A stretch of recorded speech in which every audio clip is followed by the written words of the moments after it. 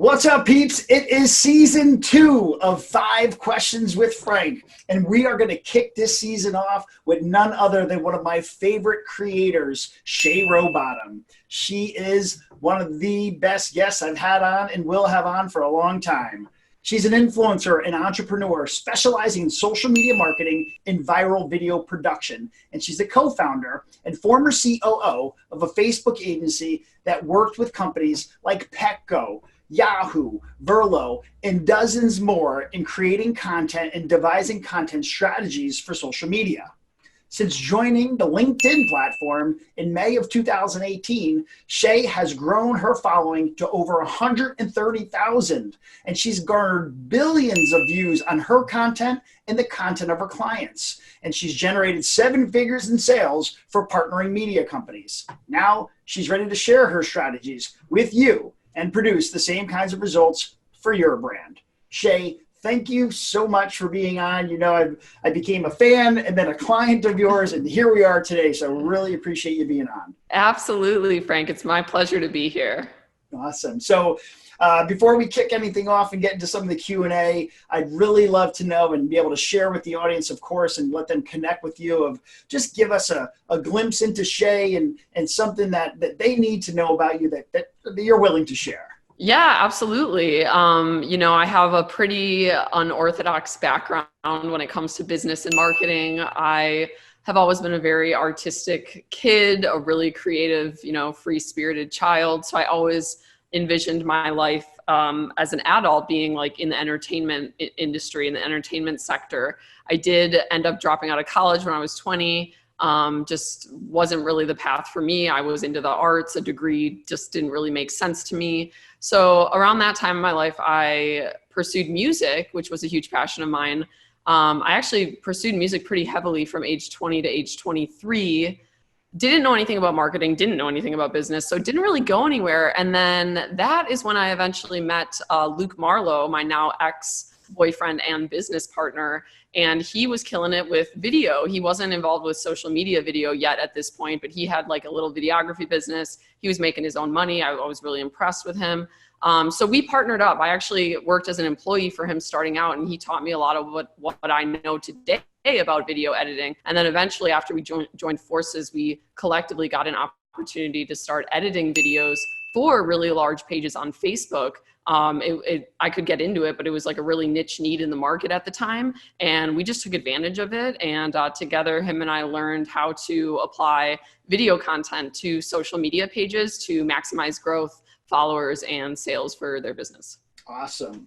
So you mentioned a couple cool things that I want to kind of touch on, where you started and obviously, where you're at today. So let us know, how'd you get to be the Shay you are today, and a little backdrop on the evolution of Shay through the years? Yeah, great question. I come from a lot of adversity. So definitely say like my childhood shaped who I was. There was a lot of neglect, a lot of just things that I don't really speak on. But I realize now that I'm older, how much it made me resilient and how much it made me, able to kind of go against the grain. I basically just faced such a massive amount of rejection growing up that it made me really hard, and it made me, kind of shameless in a lot of ways. I've just always been one of those people that's like, dare me to do it and I'll do it. Like everyone's scared, but I'm like, I'll jump off the cliff. I'll try it. It's like, who cares? We're going to be dead one day anyways. Right. So I really think that attitude growing up, reflected in my creativity and me being an artist, but I never actually really identified with entrepreneurship or saw those qualities as like, oh, you're like going to be a boss someday, or you're going to be a leader.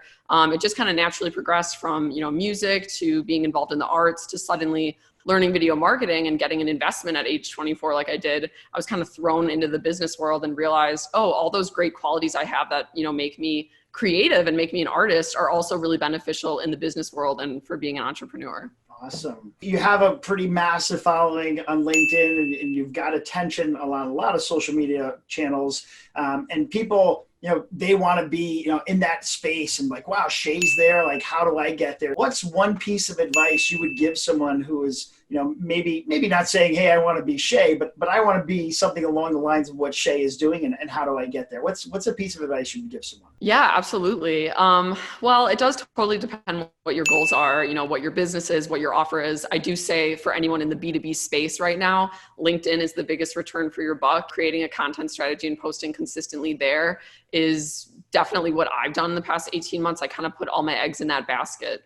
Despite knowing Facebook and despite like working on these other platforms previously, the big difference with LinkedIn was I saw it as the gold rush, where this time period that we're in right now is the easiest to grow, the easiest to get reach, and the easiest, time it's ever going to be to get leads and reach for your business and amplify that. So I would definitely say if you're in the B2B space, get on LinkedIn, start investing there. But yeah, depending on what your goals are, these other platforms like YouTube, Facebook, Instagram can also be really beneficial for a lot of people. Great. So, and even with that, and knowing that I'm a client of yours, and you've helped me level up my game on LinkedIn, specifically in my content marketing, when you think of one thing you really love about the industry that you're in, and kind of from your lens, what's one thing that you absolutely love and really drives you?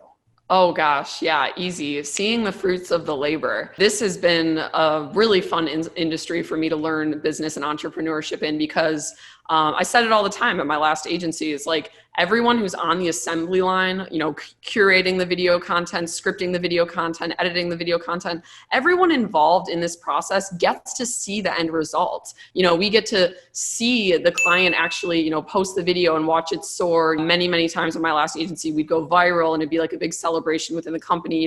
Who edited this video? Joe's video went viral. And like, it was just kind of this fun atmosphere where I feel a lot of people work in jobs where they don't necessarily always get to see the fruits of their labor or really appreciate that end result that everyone had a hand in creating. Awesome. Great. So, and that's really important. You touched on something there that people are a lot of times, and the kind of the premise behind the show is really, there are people out there sitting somewhere at a desk or whatever it is they're doing, and hopefully they're listening to this, and they are maybe stuck, and they're like, this is the day that I say no more. So awesome. That's great advice.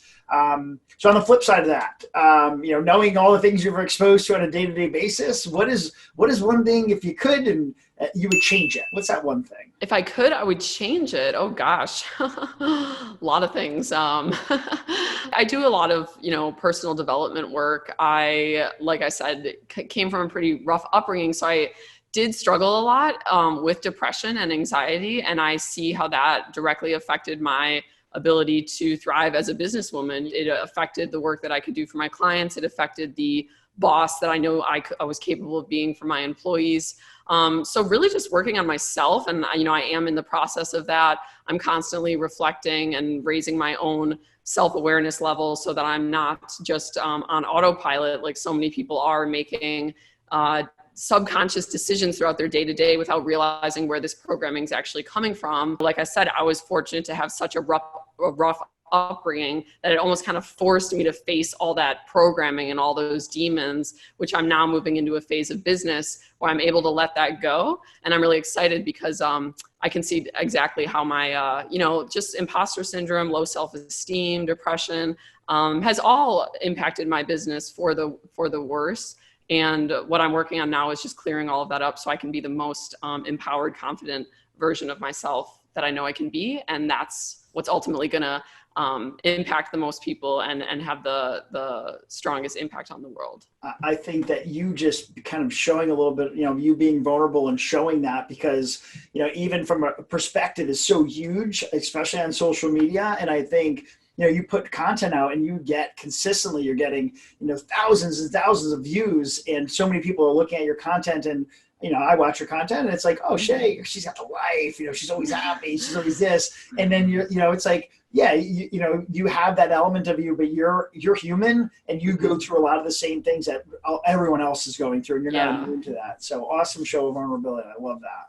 Yeah, absolutely. There's a lot that people don't know. There's a lot that people don't realize. I do plan to share more of my story eventually, but I will say, I have been pretty vulnerable on LinkedIn.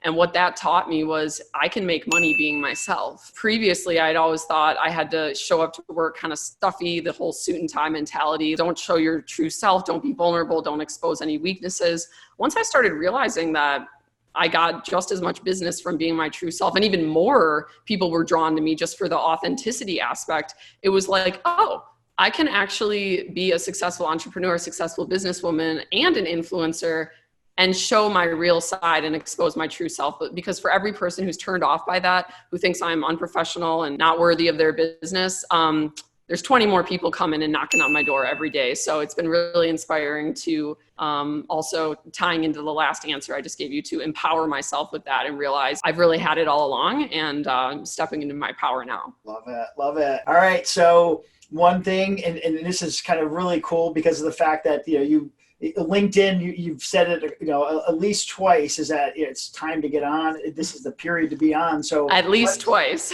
I think I've said it 200 times. Yeah. So let's look and allow Shay to give us a glimpse into the future through your lens, and knowing what you know, because you know a lot of things, especially about LinkedIn and social and all the people you deal with. But where are we going, and what's it look like in 5-10 years from now? Yeah, absolutely. So I'll talk about, where I believe LinkedIn is going, but then also just social media in general and what's happening in the advertising space. So LinkedIn is becoming, it's almost like, even though it's an older platform, it's new and it's peaking just because video has only been around for 2 years. So it's almost like becoming the Facebook of the business world, where people go on for the news feed now. People are becoming more and more inclined to log in every day and look for connections, look for people, vendors, partners, people trying to solve their problem. That's all there, and it's exciting to see more and more people showing up on LinkedIn to take advantage of that.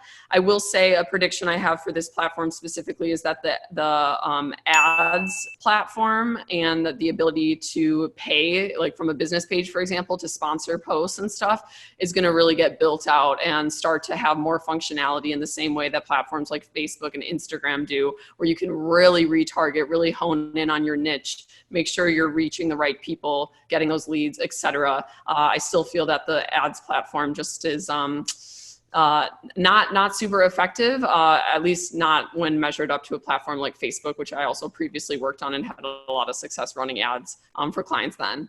And the other part is, the television dollars are just shifting to social media like never before. I mean, we're basically in the gold rush of that happening. What's going on is there's still some people alive who watch television and who read the paper and have these like older forms of entertainment, these older mediums that they still actually consume. So that's really the only reason we're even still seeing the budgets we are in television and the more traditional forms of advertising like billboards, magazines, that sort of thing. But I firmly believe that my generation doesn't use it. There's very little market for that coming in the next 10, 20, 30 years. And we're going to see all those dollars shift to social media. So that's why I always press people on growing a following now. Do what you can to grow on whatever platforms are most beneficial for you and what's relevant to you, because now you're not only setting yourself up to have your own platform for advertising, your own offers, your own businesses, whatever, your own personal brand like I am, and anything that's underneath that, but you're also positioning yourself to be a source for others to advertise on, others in your vertical, others who have a crossover affinity audience with you. Now they're eventually going to be looking for